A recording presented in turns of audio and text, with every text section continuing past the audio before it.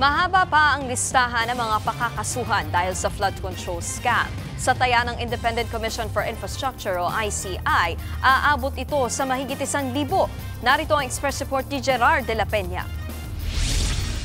Sa mga susunod na linggo, inaasahan ng Independent Commission for Infrastructure na magsusumite ng dagdag na dokumento ang AFP at PNP na katuwang nila sa investigasyon sa malawakang katiwalian sa flood control projects.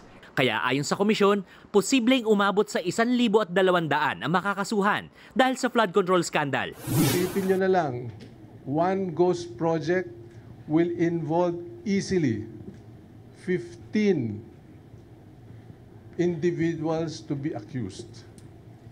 So kung 421 yan, tapos na-limit namin sa 80, because the 80 refers to the projects undertaken by the notorious contractors.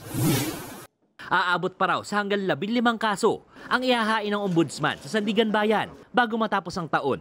Sorry ha, ombudsman. Malulunod ka rito ng papeles at saka referrals. Bukod dyan, ila-livestream na rin ng ICI ang mga pagdinig nila. Nakabatay raw ang guideline sa 1987 Constitution. Target ng komisyon na mapanood ang mga hearing sa Facebook o YouTube. The Independent Commission for Infrastructure, or ICI, hears and acknowledges the Filipinos' clamor for transparency.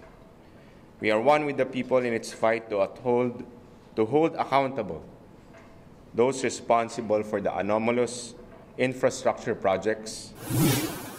Lahat daw ay papalabas. Maliban na lang kung hihilingin ng resource person ang executive session dahil sa national security o banta sa buhay.